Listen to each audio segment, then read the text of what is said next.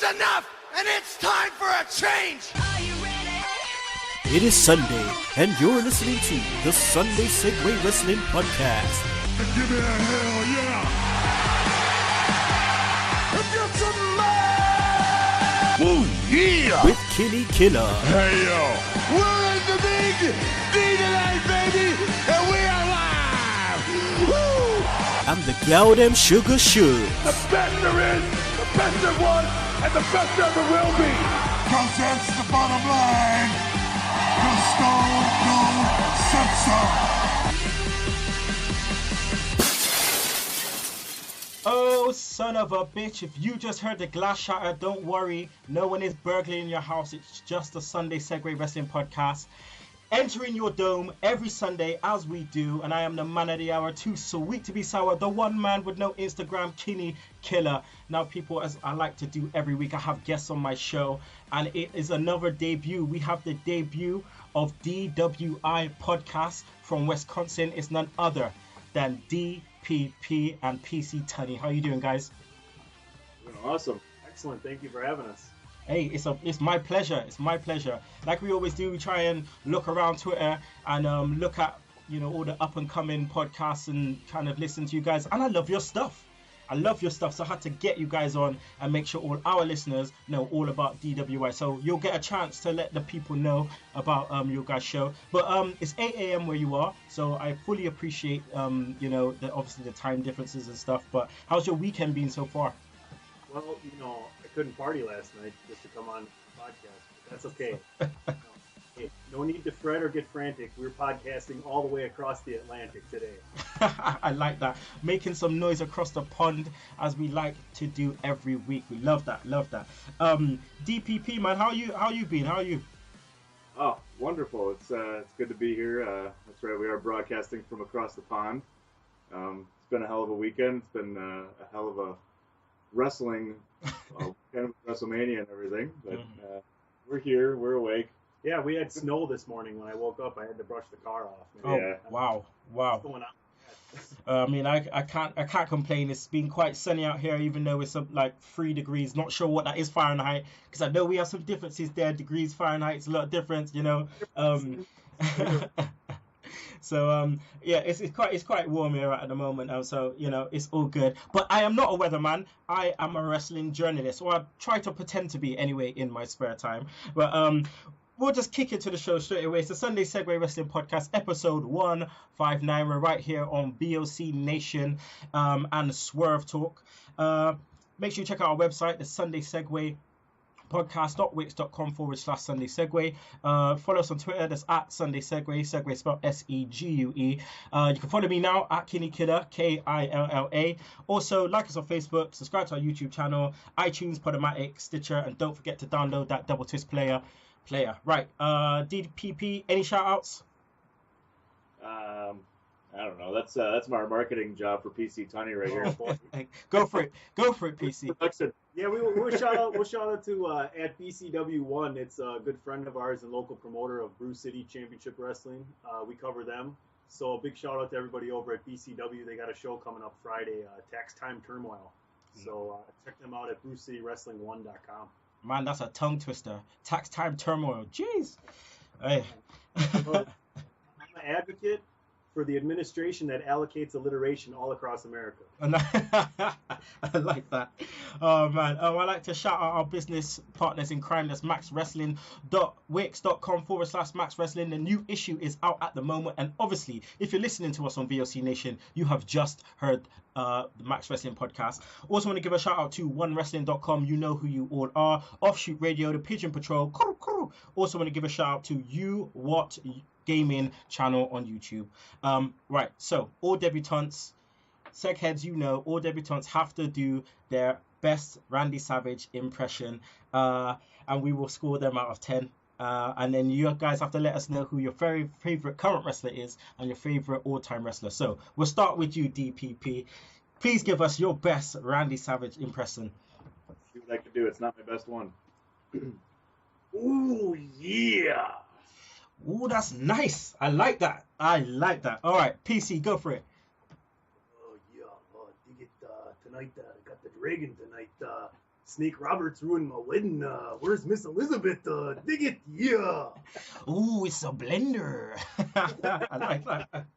Oh man, I love that. Okay, guys, I'm both scoring you a 9 on that one. That was great. That was absolutely great. PC, tell me your favorite current wrestler and your favorite all-time wrestler. Oh my goodness, all time is rough. Probably Foley. Just love all the faces of Foley. Right now, it's tough. I really like Baron Corbin coming up right now. Maybe as like a dark horse to look forward to as making a big splash. But people are gonna hate this, but John Cena, man, just freaking delivers every time he gets in the ring. I know the complaints against him and everything else, and you can get mad at me, but I'm still a Cena guy regardless. Hey man, Sunday Segue, we do not discriminate. You can like who you want. It doesn't matter. That's one thing I love about the show. You know, everyone's opinion matters, so it's all good. Even though I hate your guts, man. I hate your guts. All right, DPP, let me know yours as well, man. I'm gonna kind of go with the obvious. It's gonna be Stone Cold for my all-time favorite. I know he's the popular favorite, but you know, still my guy. Currently, well, he's still out with an injury, but I got to go with Seth Rollins. The guy delivers every time he's in there. I love watching him wrestle. I love watching him develop as the big heel. The other guy I'm looking forward to actually is when Finn Balor comes up, because I'm kind of being marked for him. So I'm looking forward to him getting on the main roster too. Okay, well, those will be in all of our discussions talking about the one Finn Balor. Okay, cool. Let's just go over a quick Wrestlemania overview. I just kind of want to obviously get some views from you guys. I haven't spoken to you guys about Wrestlemania, so I'd definitely like to know your views. How do you rate the pay-per-view out of 10? Boy, yeah, 7 maybe. Is that being nice, kind of? There was some really good spots and everything. I just didn't like the way they got to a lot of things. I mean, should I just start off with my biggest complaint right away? Might as well. In case we don't get to it. How do you have Shaquille O'Neal on WrestleMania and not promote that? I mean, I don't understand it. I was freaking out for 15 minutes while we were watching the show over here. They had to shut up and pour me another beer to get me to sit down. I like that point. I mean, I'm a business developer, and you have an asset like that coming onto your show, and you don't promote it to get more butts in the seats, dude. Really? No, I'm definitely with you on that one. What did you think, DPP, about the booking though? The booking I felt was so weird because it wasn't consistent to the next night on Raw. It just didn't fit. No, it was completely out of nowhere. It was like, okay, you watched this show, you built this up for a month, like the Shane McMahon whole thing, where, you know, he's going to try and take over Raw if he beats Taker. He loses, and then the next night on Raw, Vince McMahon says, go ahead. You just go ahead and run the show. Why not? So there goes a whole month or two of storyline. Just forget it. It's like... It seemed like there was a timer button on the reset button where you couldn't reset until after WrestleMania, where Vince would change the storyline the whole time leading up, and he just decided, no, we can't hit reset until after April 3rd, you know? Yeah, I mean, let's look at AJ Styles against Y2J. You know, these guys have a lot of matches. It's AJ's first WrestleMania. He goes into Raw, which obviously we'll talk about in a bit. You know, into the main event. Fatal 4-way for number 1 contendership. And you would think, you know, you would want to book him strong. It just didn't make any sense. The loss for Jericho wouldn't make a difference. Jericho asked for that match. He asked to work with, you know, AJ. He looked like he was going the Ambrose route. I just found it a bit weird. I mean, Tunney, what do you think about Zack Ryder winning the IC title? Wow. Well, top of the night for Tunney right there. Totally marked out. I erupted like a freaking volcano, man. I was over here by the couch, up on my feet. Once again, they're telling me to sit down. They can't enjoy WrestleMania. I'm up, woo, woo, woo, you know it. I was freaking out. That was probably my biggest pop of the night right there, because unexpected. Didn't think he was going to win it, and well, leading up to it, we were arguing why the hell is he even in this match? You know, you had a couple guys that they just kind of tossed in there. It was like, well, what's the point? You know, why don't you just make it a regular one-on-one match with Kevin Owens and Sami Zayn, and then you throw all these other guys in there, and then we get the surprise of the night right off the bat, and Zack Ryder wins it. I mean, the match itself, it was a really, really good match. I mean, they all kind of outdid themselves. Sin Cara, or I like to call him Sin Hunico, does, you know, his normal stick where, whether it's the real Sin Cara or Sin Hunico, someone's ass is getting kicked. So they managed to do some really big spots there. But yeah, the match itself was big. But I came out of WrestleMania feeling like it was just I don't know. The only way I can describe it, and pardon this phrase because it is quite weird, but I feel like you need to go to the toilet, all right? You need to do a number 2, and you look at the tissue and you're thinking, okay, there's enough there. There's just enough there. You sit down, you pull the tissue, and you got 3 squares, and that ain't doing enough. That is not doing enough. Now, again, like I said, pardon the phrase, but I'm trying to be a comedian here. Maybe it's not funny.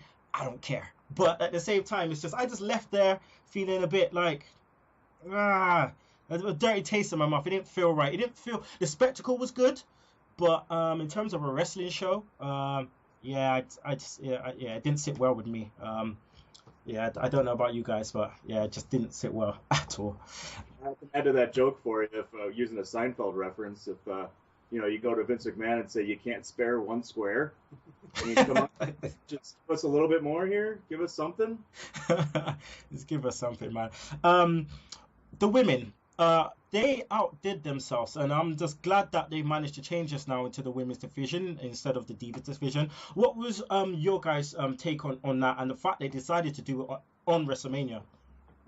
I had actually been tweeting with some of the fans on Twitter back and forth, and a couple females, and they were actually relieved that it wasn't the pink background on the belt.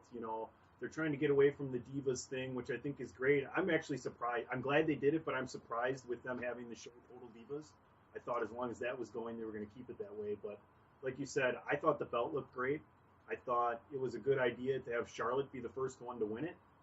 And that match was easily the best match at WrestleMania, bar none. Definitely. Okay, DPP, let's do a Conan and speak on this. What did you reckon? On the women's division? Yeah. We've been arguing that for well over years and years right now, that they needed to change this back to the women's division. I think it was, just kind of demeaning to the women, and, you want to make this a serious division, you got to change it back to women's, and thank God they finally did it, and they got the right people in there right now to make it a main event type of show, because these girls can go, they can wrestle, and it definitely was the match of the night at WrestleMania, and you had the top 3 women in the division going at it, and they delivered. It gave it some legitimacy too, with Lita presenting the belt. Definitely. Iron Sheik, he likes to make an appearance. What did you think? What did you think of the Divas division? Fucking bullshit. Yeah. Yeah, I agree with you there, mate. I agree with you there. Let's go on to the Raw Fallout. Enough of the fun and games. Let's go to the Raw Fallout. So we start off Raw. Vince comes out, as you said. DPP comes out, starts throwing the tirade on the crowd, whatever. Then Shane comes out. Now, I, for one, DPP, was surprised that Shane was able to hobble out. I mean, like, that was a weird thing. Do you think it was the right thing to do? Because I heard it was a last-minute call to give him, as everything is in WWE, to give him, the chance to come out and then give him Raw, basically. Yeah, I don't understand. Again, like we talked, I don't understand the point of that. If Vince didn't want him there and basically put him in this match with Taker to destroy him, why the hell does he get to come out on the show at all? He should be just gone if that's the case. So, again, why? The whole storyline was just worthless. It just it made you think, Tunney, why did you let your son climb up 25 feet or whatever it was and hurt himself if you were just going to give this guy what he wanted in the first place? I don't know about you, but when I saw him climb up there, I did not want him to jump off. Well, did you see what Superstar Billy Graham had a few comments about the match, and he thought Shane was completely stupid to do that, having a wife and family. Now, speaking from an outside of the business point of thing, I guess it kind of took a little bit of a way, because we all pretty much expected he was going to do something like that. Now, did you notice the table slowly deflate after he got... Yeah. I mean, I'm glad at least they took some precaution, because who wants to see somebody dragged out, especially Shane McMahon? I mean, all that match was what it was. I thought it could have been better, but to your point, yeah, they really no-sold him, not getting injured the night before, coming out, one little bruise on his face. You'd think he would have been off of Raw completely the next night. Yeah, I mean, when we was watching WrestleMania, one of my friends who I was watching it with, he called it. He said, "Look, there's footholes in the side of the cage." I'm like, "No, that's where they're gonna put the camera through. They put the camera through the hole." And then I looked closer and I was like, "Son of a bitch, someone is going up there." I found it weird there was no interference as well, but I suppose they just decided to do that. So Shane's on Raw, but Tony, we didn't see a lot of Shane on Raw, which made me think it was a last-minute decision to have him on there. Do you think that we needed to have him more on Raw if they were giving him the shot? I mean, if you're going to look at it from a last-minute second kind of decision where they're actually going to sell the fact that Vince just changed his mind right there, then I guess Shane wouldn't have been so planned into the show. Mm-hmm. I thought we got enough of it, and the fact that maybe all these debuts that happen will maybe relate to him being in charge. And I'm thinking Hunter and Steph come back, and we'll see some kind of feud with Shane and Hunter and Steph moving down the line. Okay, DPP, do you see a Raw versus SmackDown thing happening again, or do you think that's needed right now? I sure hope they don't do that. I thought, when they did it before, it was just awful, and it separates all the superstars, and you don't get to see some matches, and it just, I don't know, it kind of dilutes it, I think, and it's just not as entertaining to watch, especially when you have a 3-hour Raw. Now you're limited to the different superstars. Holy cow! I don't know. I don't think it's going to be good at all. I get Wrestlemania probably finished about 11 p.m. for you guys. Yeah, is that right? That? Yeah. We were going to actually do a post podcast, and we had drank so much for 7 hours. We couldn't even do it, man. It was just like, we got to wait till marathon. Dude, we did a live podcast, right? And I put it up. Yeah, make sure you guys check it out. Check it out. I put it up, and towards the end, the Triple H and Reigns match, halfway through, I said, you know what?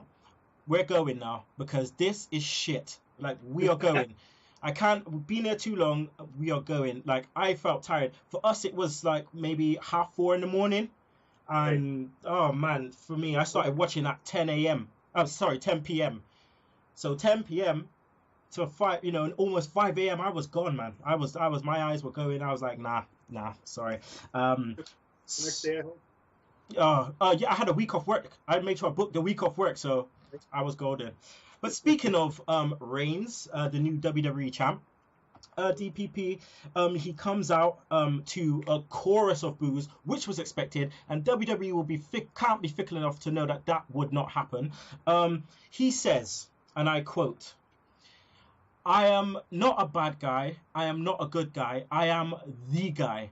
Stealing a phrase from JBL. Now, is that something he's going to run with now? Are they going to make him into some kind of weird tweener? It seems like they're doing that. Watching Raw and then watching SmackDown, he came out and kind of cut the same promo. Now that he's not coming through the crowd anymore when he comes through in his entrance, I don't know what they're I really don't know what they're doing. It seems like Vince McMahon's dead set on making him a baby face, but now they're giving him this little character, which is almost heelish. So I have no idea where they're trying to go with this guy. All right, I give you the pen. Right, there you go. You're creative. All right, what would you do with Roman Reigns after what we saw on Raw? What would you do? God, I would have done what I would have done 2 years ago and turned him heel. I would have turned him heel and just had him be this badass where he doesn't, because he can't talk on the mic right now anyway. Don't even let him talk on the mic. He just comes out and destroys people, and he's just this big bully, and let him go be a heel, and I think the crowd would end up loving him for it. I think by this time he probably would have been a babyface. Mm-hmm. Yeah.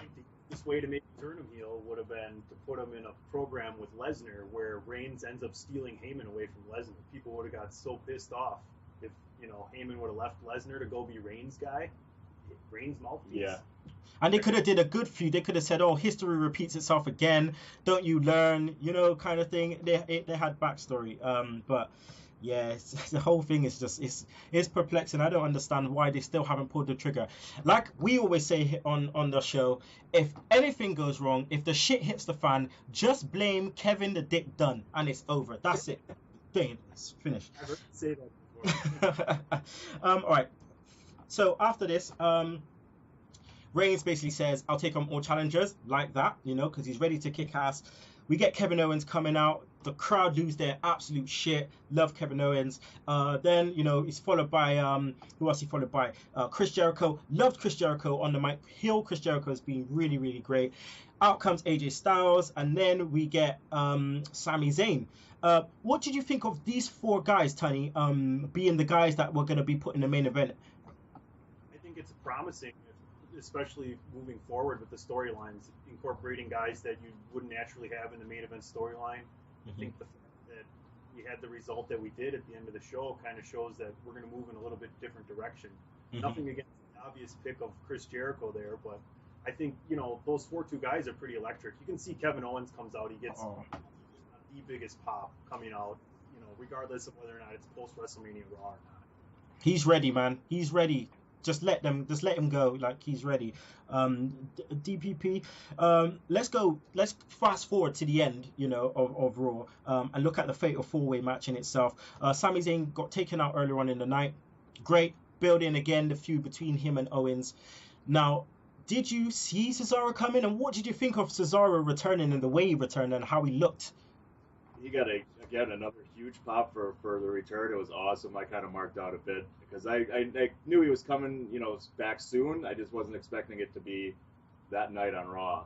Should I tell him who I was hoping it was going to be? Who were you hoping it was going to be? Oh yeah, for a brief second I was like, how cool would it be if the fourth guy that night would have been Nakamura?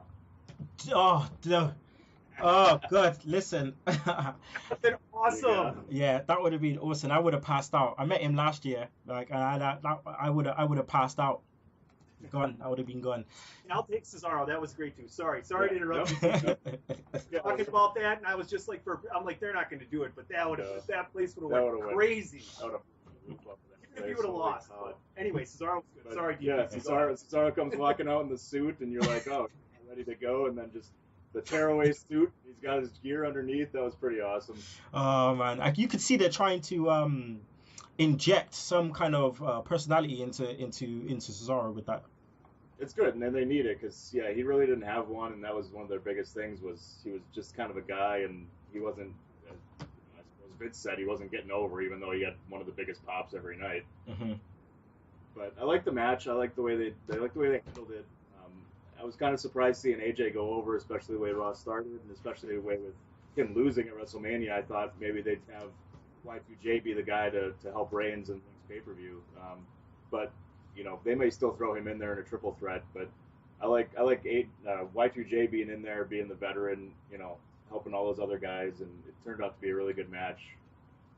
Tunney, do you reckon AJ Styles was the right, was the right move? Do you reckon it was good? It's time for him to take that, spot. And also, sorry, what do you think about the dynamic that's going to happen between him and Roman Reigns?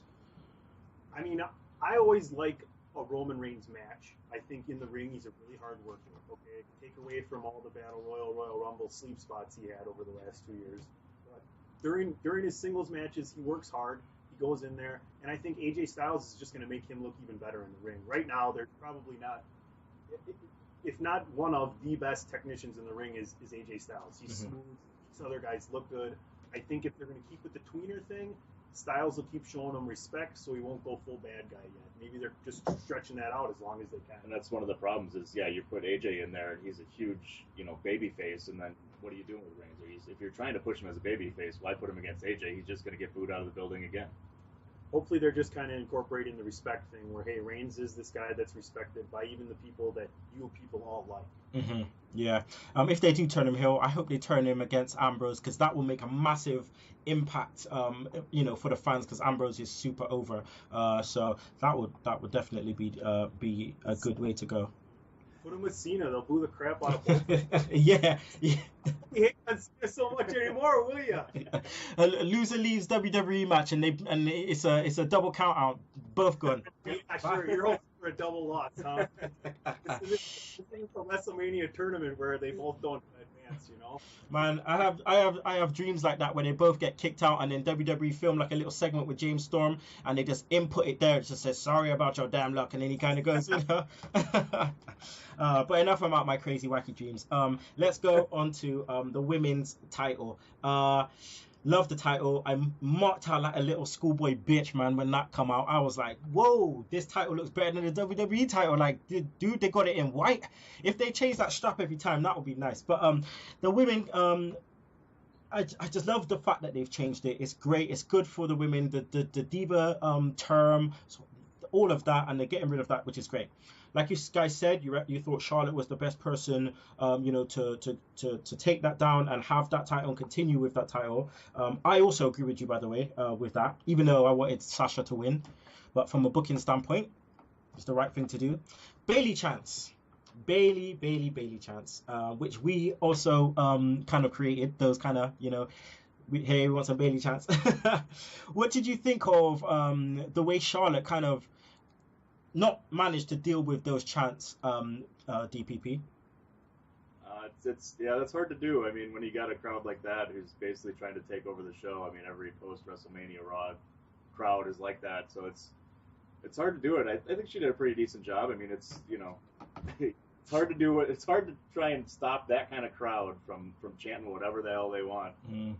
A bad job of trying to interact and play with them, but once she decided to just go into and say, I'm going to ignore you guys and get on my way and let you guys get back into what I'm saying, then she did a really good job. Yeah, so once she got shut him out. Tunney, we saw no Bayley. Were you surprised that we saw no Bayley? First of all, I love the footy, the stadium singing chant. That is definitely European soccer kind of stuff. Hey, you're not giving us what we want right now. We're going to sing you all a song. And trust me, I tweeted that out after NXT that started, correct? Mm-hmm. And you could see she totally loved that. I totally loved it. The girls in the ring totally loved it. They got to be waiting for her to come up and work. But the segment I thought was really good on Raw. The belt looks amazing. Like you said, everybody was looking for Sasha. Her time's definitely coming. I'm thinking a big win at SummerSlam or something. Mm-hmm. Yeah, I kind of understood why they didn't decide to go with it, because when you're thinking, like, if you just continue with Charlotte, you still have loads of these matches coming out of it. Then if you give it to Sasha straight away, then, where kind of do you go from there? The chase is still on, for either Becky or Sasha. So it makes sense. So now we're getting Natalya. It looks like we're getting the rematch from Roadblock. We're getting Natalya. This is obviously some kind of a filler. Is it the right kind of filler, though? I'd like to see Bret Hart come out with Natalya to kind of hype the match up a little bit, kind of like a Flair and Bret Hart kind of have a mouthpiece kind of thing, where maybe the loser's manager is done. That way we can get rid of Flair on Charlotte. Charlotte loses by DQ but keeps the belt, and we get rid of Flair or something like that. Yeah, it'd be cool to see Bret Hart come back. We talked about this last week, and to see, just Flair on one side, the Harts on the other, renewing that family rivalry a little bit, I guess. Right, so let's move on to Zack Ryder versus The Miz. Now, The Miz, we refer to The Miz on our show as the bull bag, all right? And the bull bag kicks me in my face every time, because all he has to say is, look at my goddamn wife. That's all he has to say, and he's golden. Maurice returns. And I was just like, wait, what? Maurice, forgetting how good she looks, but put that to one side. What she did was great, and I kind of understand the way they decided to book that, because with Zack Ryder chasing, you then have more meaning towards Zack Ryder, more love towards Zack Ryder, and wanting him to ultimately get the strap again. Now, Tunney, do you think that it was the right thing to do, or did you think the whole 24-hour thing was too soon?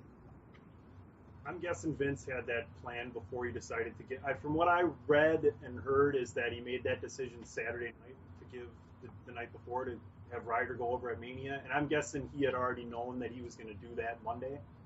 I'm thinking, I like Miz a lot. I think he's one of the most underrated WWE superstars. The guy can work well in the ring with anybody, and he's excellent on the mic. And then, like you said, Maurice comes back. I mean, you can't see the smile on my face. It's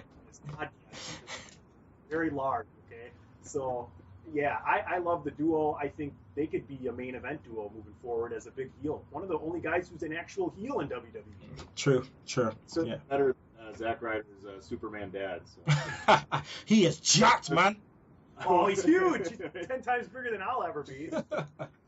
Oh, he is jacked. He's wearing shirts too, so I'm waiting for the next Raw to be on a Superman sweatshirt, because he wore the WrestleMania, the T-shirt at Raw, sweatshirt. That's the one. Where's mine? I got one. I actually have got one somewhere there. So Apollo Crews, all right. Baron Corbin, Vaudevillains. We'll leave Enzo and Cass last, but we all see these guys get called up. I was happy on one side because obviously I'm a massive mark for NXT, and obviously Uha Nation, Apollo Crews, love the guy. Baron Corbin, I'm a mark for entrances. Vaudevillain's a bit wacky, but on the other side, I questioned, are these the right guys to be put up? There are tons of people down there that are ready, more than ready than some of the other guys. I mean, I felt that Apollo Crews needed probably a little bit more time in there to to improve his character. And I thought that maybe Baron Corbin needed a little bit more time in there just to improve his heel prowess, kind of. I mean, he started getting better with the promos, as we saw with Austin Aries, but I just thought he needed to be a little bit more heelish. You know, when he's looking in the camera and he's saying certain things, I'm thinking, I'm not scared of you, dog. I'm not scared. You don't scare me. You know what I mean? You don't impose any kind of heel threat towards me. Whereas if it was Brock Lesnar, I'm like, okay, I'll shut my mouth. It's all good. Like, you know, I can shut up. What did you think about the call-ups, Tunney? And could they have had other people? Let's just talk about this first. Who was the last guy to be brought up before all this? Was Tyler Breeze, right? Yeah. And he's lost 49 matches now this year. That's the stat that he put out there, is he's lost all 49 of his matches this year. But you know, I don't know if it's the fact that, because Triple H is pretty much making these decisions on who's going to come up. Is he maybe picking them as to guys he thinks Vince will try and push? Because as we see with Tyler Breeze, there's no sense in bringing a guy up if you're not going to push him at all. He's basically just up there to lose matches and keeps looking worse. I don't know. Yeah, it certainly wasn't the guys we thought were going to come up. I mean, I definitely like, you know, those guys and the way they look, and that's definitely probably has something to do with it, is their size and their bigger guys. You know, that's stuff that Vince likes. You know, you see Enzo and Cass coming up too, because you got a guy who can work well on the mic, and then you got a 7-foot-tall giant. That's right up Vince's alley. Yeah, I definitely wanted to see, you know, like Samoa Joe or Finn Balor, guys like that coming up. But I think those guys can fit in. You know, it's just a matter of getting them in the right storyline. And, you know, Apollo Crews had a good debut, but, you know, it was pretty slow and there wasn't much to him. And you haven't given him a character, really. You know, he doesn't talk, he doesn't do anything, so we don't know anything about that. Oh, man. Oh, yeah. DPP, right back at you again. Enzo and Cass. Man, if you're gonna make a debut, that is how you make a debut. Literally, that is oh man, I cannot tell you how much I marked out. Like, it's just absolutely crazy, man. But what was your thoughts on seeing Enzo and Cass and the way Enzo dealt with the stick, man? His promo was amazing. Oh my God, you know, and exactly, that was the perfect time, and he had the right crowd. They knew every line that he was gonna say, and they sounded like world beaters when they came out there. I mean, the crowd just absolutely loved him.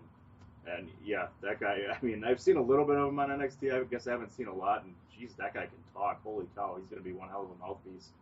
And you know, having him with a 7-foot-tall guy who can sell him, you know, as he would say, you can't teach that. They're on the Stone Cold podcast this week, so if you want to hear some background from those two guys, excellent podcast, excellent information. I mean, I could sit and listen to Enzo talk all day. That guy is just like... Yeah, man. He's just like, you want to play games? I'll connect for your dome. I was like... That's right. I was like, dude... That work Dudley's is going to be ridiculous. Perfect. I mean, Bubba could get anybody over. I mean, and they don't even. That's gonna be an awesome rivalry. Oh man, the way he killed Devon. He's like, I'm gonna make your lazy eye work. that was an awesome one. Oh my God, for sure. I mean, and then they came down and they're really selling the heel part too. They're gonna get in the ring, they don't get in the ring, you know. So I think the new kind of tag team wrestling we've seen in NXT, where they build to a hot tag, they have, you know. Jericho actually broke a tag team wrestling rule on SmackDown, I think it was, where the guy who got the hot tag actually got to go over both guys in the ring at one time, where they were leaving that second guy on the outside. I don't know if you were noticing. No, wow. But Jericho actually got to do the super hot tag on SmackDown the other night. So you can get some better NXT tag wrestling in there. I didn't even notice that. Hey, you learn something new every day. All right, cool. We're going to go to a break now, guys. So you can hear from our sponsors, not at DraftKings.com or Sherry's Berries, but from VOC Nation. So make sure you check that out. Also, we'll be back looking at the NXT Fallout, so people don't you miss it. Live from the In the Room studios located in the Net Carrier and Cloud. This is the VOC Nation Radio Network. Hey everyone, it is your favorite knockout, Mickie James, and you're listening to the VOC Nation. Hey there, hi there, ho there. Thanks for coming on down. It's Save Wrestling, the podcast, and the business-making town. I am your award-winning hostess with the mostest, Shelly Funtime Martinez, and she is my co-host, Dazzling Danielle. Woo! Hello out there. And together we are the Martinez Girls. You finally did it. And you can join us here Monday, 6 p.m. Eastern on the VOC Nation as we save wrestling together, Danielle. Fighting crime. Woo! And we're back, Sunday Segue Wrestling Podcast, episode 159. It's your boy Kinny Killa out here with the DWI podcast, guys. That's right, it's him, it's DPP, and it's also PC Tunney. So we're going to go over a little bit of an NXT Fallout. Guys, the show itself, it was just pretty much a recap show, and then we had The Drifter, Elias Sampson versus Apollo Crews. We won't talk much about that. But what we will talk about is NXT TakeOver and what they did show us. They showed us a lot of backstage interviews and stuff. First, what do you think about the new backstage interview, or the new Renee Paquette, I should say, DPP? Is it Kath Kelly? What did you think about her? It seemed okay. It almost seemed like kind of like just a webisode kind of thing where they just, went over the video screen and did a lot of the talking and stuff like that. I think she did an okay job. We'll see how it goes. I guess that's kind of the first time I've seen her, so Isn't she from, I'm not exactly sure where she's from, but wasn't she from like a gaming show or some kind of tech show, and she did like a wrestling segment and covered that and had a lot of fans that liked her on there? Yeah. I mean, I seen her on the pre-show. She was on the pre-show at Wrestlemania, was she? Yeah. And she was really nervous. Now, I think she looks great, and I think she's very articulate and does a good job with the interviews. I think she felt a lot more comfortable doing the magazine-type show that she did for NXT. So, I mean, I don't think they're going to get rid of her right away. She seems like she has a little bit of following. I think she'll get better this time. Yeah, I think they want to go in with another kind of Renee Young kind of person, because obviously Renee, there's only one Renee. She's doing great at the moment. She's doing amazingly well. She comes from obviously the background where I used to listen to Aftermath, a lot, and knowing that she was on the score and there and stuff on her background, and it looks like they're trying to do the similar thing. But first off, Nakamura, NXT TakeOver Dallas. The guy just, I mean, I'm a massive Nakamura mark. I'm a massive New Japan mark. We cover New Japan. And to see this guy come out, it was only last year me and Shugs were saying, imagine if Nakamura was in WWE. And he's there now. And I was just waiting for the theme music. Tick, great. And then I was waiting for, to see if he does his pose. Bam, put the spotlight on him. Tick, great. To think the only two things, DPP, that they did was change his ring music. And what else did they change? They changed his ring music and his finisher. The name of his finisher. But it had explanation. I thought that was great. Everything else they just left in the same. Question to you, DPP. Can he make the same impact on the main roster? Absolutely he can. I mean, he's got the charisma, he's got the attitude. I mean, and he can wrestle in the ring. And, we saw it on his debut with Sami Zayn. I mean, they went 20 minutes and they had the crowd engaged the entire time. I mean, there was no dead spots in that match. And, I mean, they put on just the match of the night, the match of the weekend almost. So, I mean, he just started, and I can't wait to see him on the main roster, because I think he can match up with everybody and make them look really good. Tunney, Vince has spent a lot of money on Nakamura. Obviously, he's not going to be in NXT that long. How long do you reckon he will be in NXT for? That's hey, why not have him win Money in the Bank? Ooh. Why not? I mean, something you've said on previous podcasts is his charisma drips charisma. I mean, the guy, my favorite part of his match I mean, the match was amazing. I've seen a lot of matches, and it's one of the best matches I've seen in a long time that he had with Sami Zayn. But my favorite part of the match was the guy can communicate with his facial tics and his smiles and his body language, and you can see he's having a great time. And then you can see that he's injured, and you can see he's trying to make a comeback.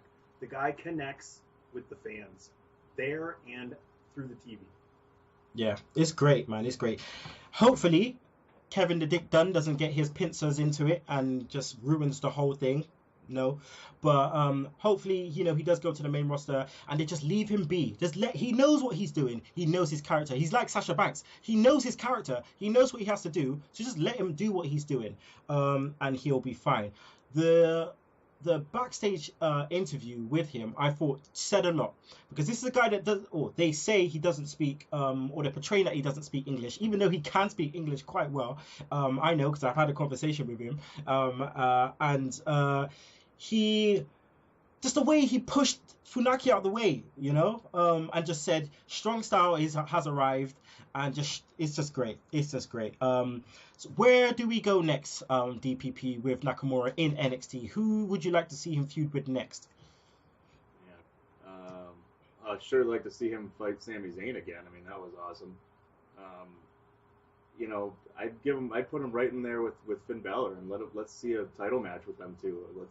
If Samoa Joe is getting pushed away from the main event, put it in there. And I mean, these guys could put on a hell of a show, I think, for, even if you want to do it for a couple months, just have them go back and forth and trade matches. Mm-hmm. Yeah, definitely. I'm still just waiting for AJ versus Nakamura Wrestle Kingdom 10 rematch. That's what I'm waiting for. Right. Let's move on to who we saw in the crowd at NXT TakeOver. We saw Kota Ibushi. Now, that's my guy, right? Winner of New Japan Cup 2015. That's my guy, Kota Ibushi. It looks like he's going to be part of the Global Series tournament, and it looks like he might even end up in NXT. What do you reckon that would do for NXT, Tunney? Well, I hope that they continue to add more of the international flavor. It doesn't have to be just Japan and the rest of that, but it can be more European, more lucha from Mexico, things of that nature. And I think that's the beginning of what we're seeing, like you said, with the cruiserweight. My interesting thing to that is, are we going to see any main roster cruiserweights in that tournament? Because then you have the dilemma of guys losing to guys that aren't even going to be in your company. Well, hey, he beat you. Why isn't he in your company? Why doesn't he get a shot? So I'm hoping that this opens up a lot of doors for a lot of guys that people don't get to see a lot. I want to put it out there. I feel like it's either going to be someone from Evolve that's going to win, or it's going to be someone who WWE have already signed. So if it is Kota Ibushi, yeah, he is coming. So it's like they've signed him, but they haven't said he signed him. So he'll win, and then he'll be introduced. He's been the winner of the Global Series, blah, blah, blah. Now, there's other guys they showed. They showed Bobby Roode. Now, I always thought Bobby Roode, DPP, had a good look for WWE, especially when he cut his hair. They showed him on the screen. He looked great in the suit and everything. It seems like the sheets are saying that he signed. What could he bring to NXT? I mean, everything he did in TNA. I mean, he's got, a great background. He's wrestled a lot of those guys that are in NXT right now. And he's great. He's great on the mic. He's great all around, and he's good in the ring. He can wrestle. He can put guys over. If they're going to leave him in NXT and kind of be a guy who enhances the rest of the guys, that'd be great. But I'd like to see him on the main roster at some point. He's great, and I could see some matches with a couple of those guys that are on there and just watch him work. Yeah, Bobby Roode is definitely a main event player introduced into NXT with losing guys like Sami Zayn, and things of that nature.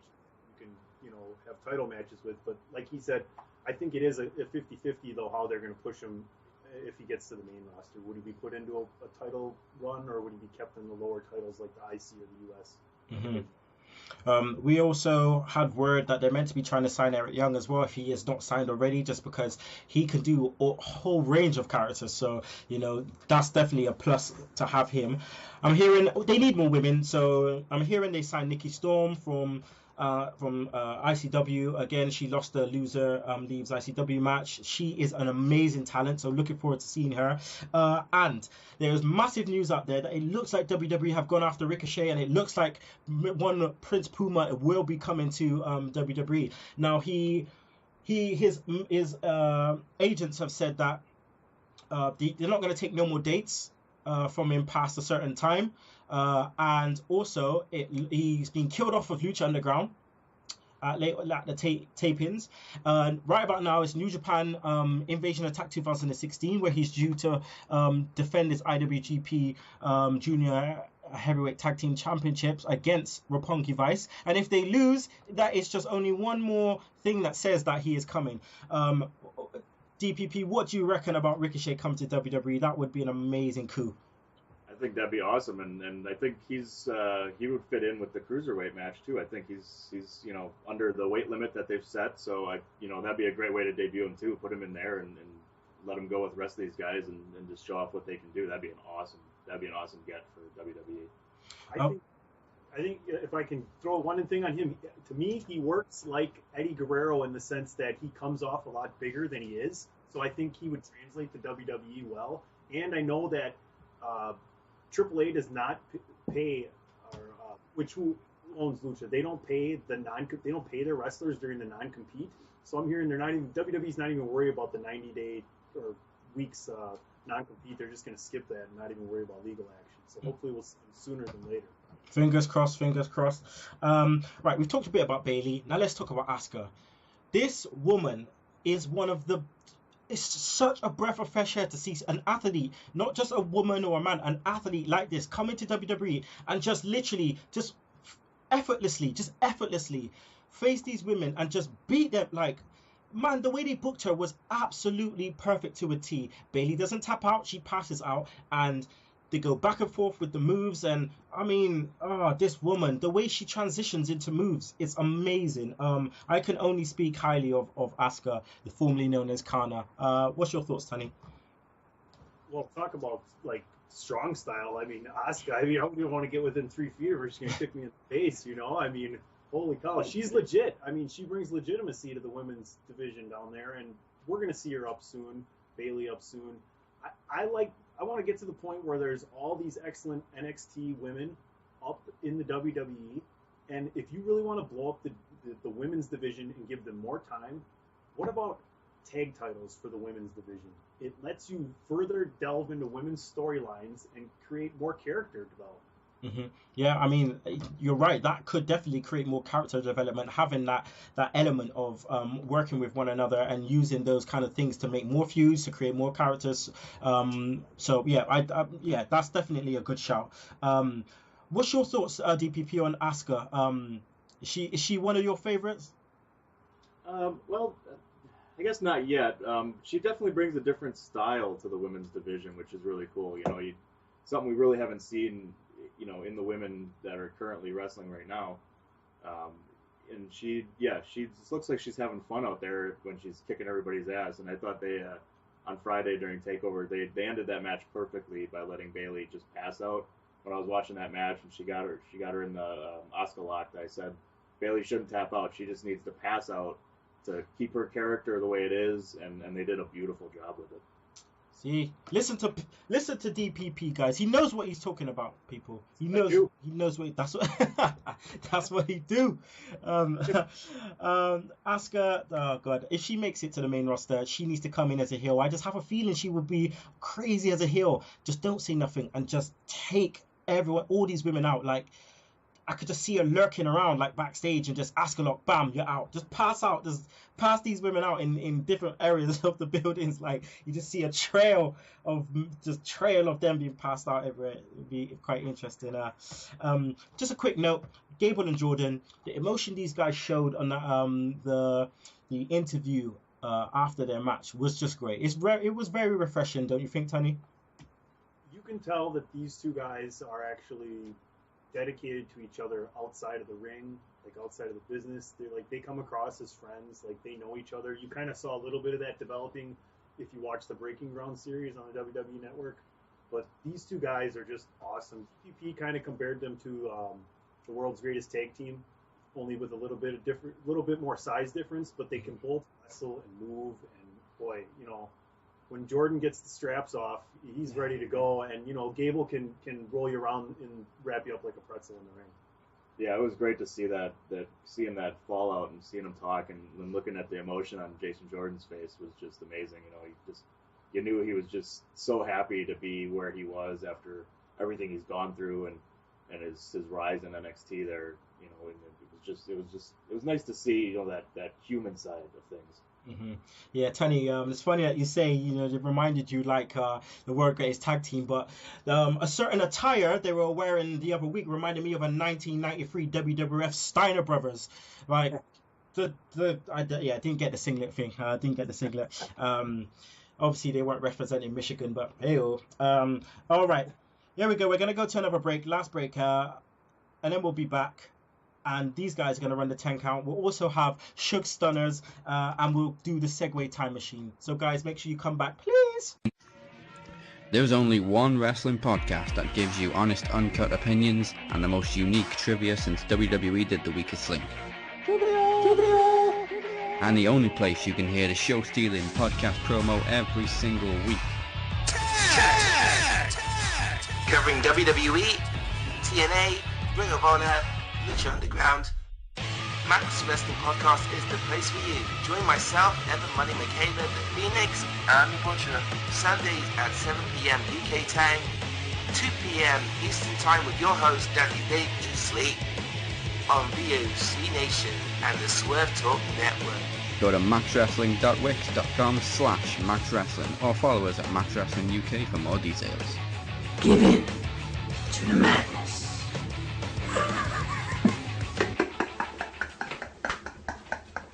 Right, final part, Sunday Segue Wrestling Podcast. You know who I am, and if you don't know, turn off. No, I'm joking.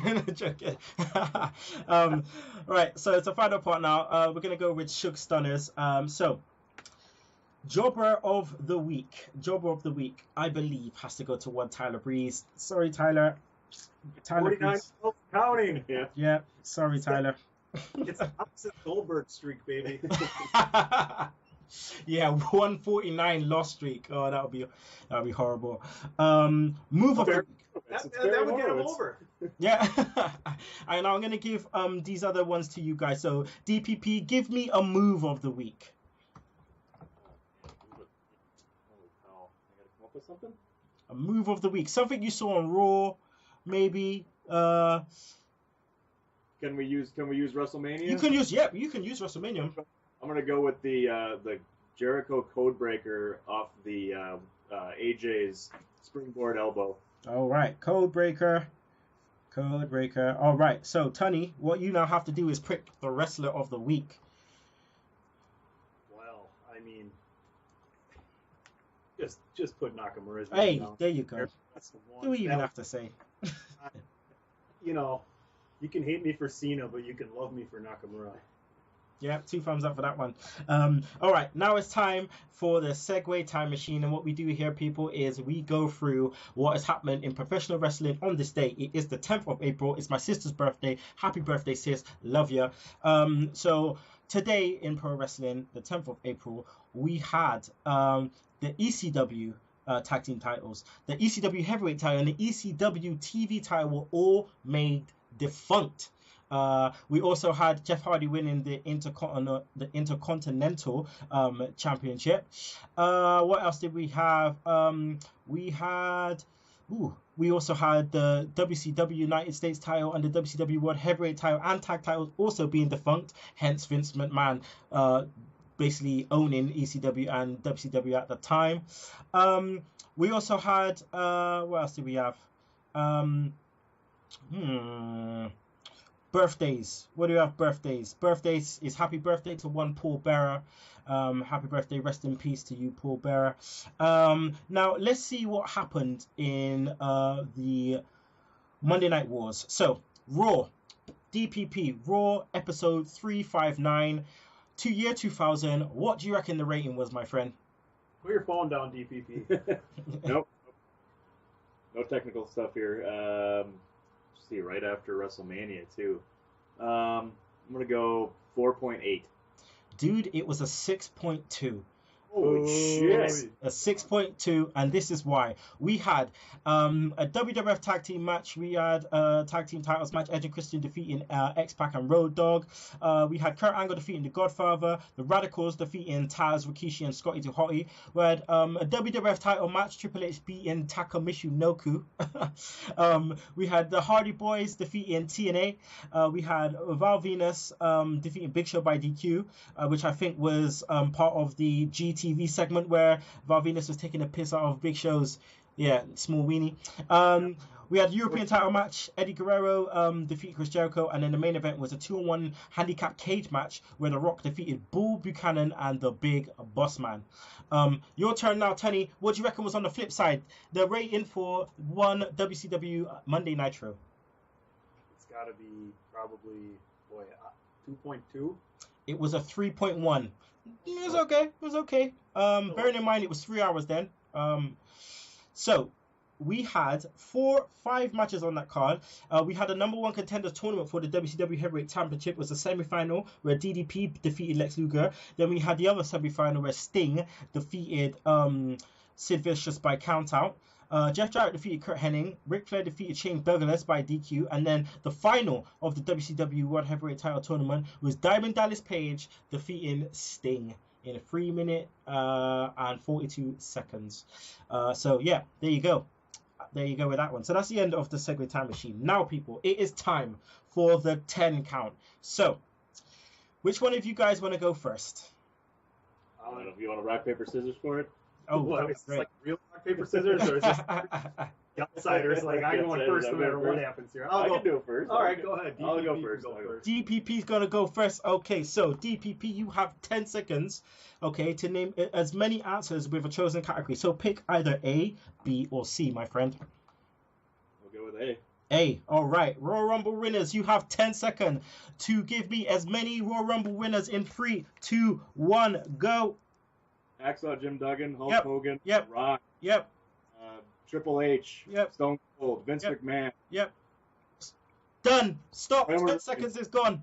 10 seconds is gone. 1, 2, 3, 4, 5, 6. Ooh, that's nice. Top of the scoreboard is 8 so far, so that's good. That's good. All right, Tunney, your turn, my friend. Your turn. C. Okay, we have WCW World Heavyweight Champions. All right, so you have 10 seconds to give me WCW World Heavyweight Champions, okay? In 3, 2, 1, go. Flair, Sting, Luger, Giant, Hulk Hogan, Kevin Nash, DDP, Macho Man Randy Savage, Scott Steiner. Done. Woo! Dude, you have just hit the top spot. 1, 2, 3, 4, 5, 6, 7, 8, 9. Yes! Nice. Dude, I didn't think anyone would beat 8. We have 2 guys on 8 at the moment. I didn't think anyone would do it. PC Tunney has done it, people. God damn, he has done it. My heart's pounding right now. Would you like to do an acceptance speech? Would you like to thank your mother and your kids?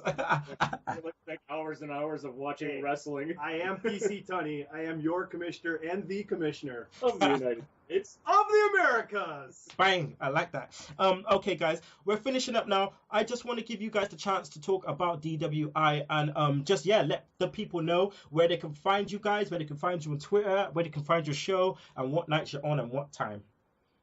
Check us out on Twitter at Podcast DWI. We'll definitely get back to you. We're always all over Twitter. You can download us every Sunday, probably late afternoon here in the States, on iTunes and Podomatic. And a big part of our show now is Brew City Wrestling, which is local here in Southeast Wisconsin. We got live audio from those guys, interviews about their shows coming up, so make sure you check that out. And as always, we got WWE Talk. Nice. Okay. And just shout out your Twitter handles real quick. I am at It's Me DPP. And then you can always get a hold of the Commissioner PC Tunney at our regular Twitter handle at Podcast DWI. Nice. I want to thank you guys for coming on. It's been a great show. Oh man, I'm just happy right now. It's been a really, really great show. We got Sunday Segue TV episode 11 just around the corner, guys, so make sure you check that out over on onewrestling.com, and also check that out on Sunday Segue on the YouTube. Yep, you can follow us at Sunday Segue, spelled SEGUE. Follow me at Kinny Killa, KILLA. We're going to be here, obviously next week we'll be here with my boy who was there live at Wrestlemania, Sami El Gami, and the return. It is the return of our sister from stateside, is none other than Sierra Reed. So make sure you check that out, guys, next week. And if you don't like that, you could choke on that slap nuts. Woo!